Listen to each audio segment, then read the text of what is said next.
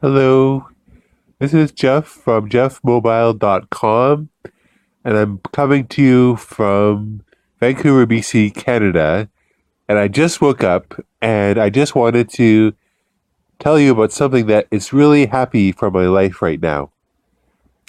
Yesterday, I was feeling a bit sad because uh, I was telling my coworkers at lunch that the building where I live, the condo building, is starting to fall apart. I was telling them that so much is going wrong, like some pipes are bursting and the concrete on the outside is having to be repaired. I was like, oh, it's falling apart.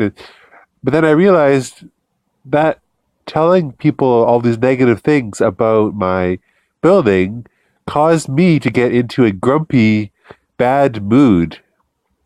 So that was not good. So then like grumpiness continued all throughout the rest of the afternoon. And when I went to get a sandwich for dinner, I started grumping all around to the sandwich guy who was just talking about just casual "How are you?" conversation. I started grumping off to him about how my building is falling apart. And again, my grumpy mood continued.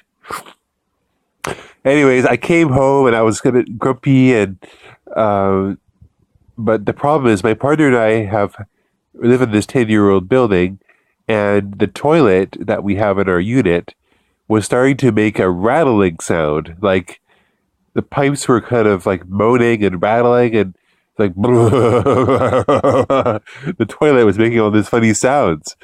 So we wanted to figure out how to fix it. So this morning I went on to YouTube and I searched for like crane toilet rattling, and I came across a really good video on how to fix your toilet. It basically says that there's this valve that connects at the water hose, and it connects up through the toilet, and that valve every so often, every 10 years, you have to replace it because it will have some problems. So there's two things. That valve can be either called a water intake valve or a ballcock valve.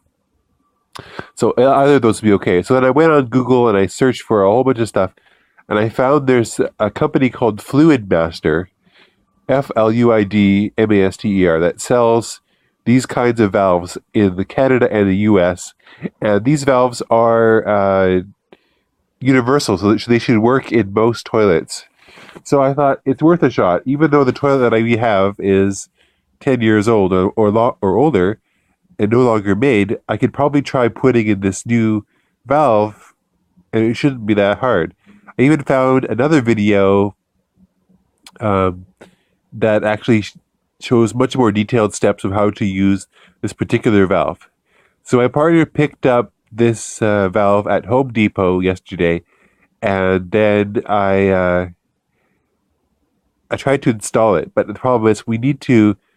I tried to remove the original, uh, like the washer or something that holds on the old one, and I couldn't do it with my hands because it was really hard.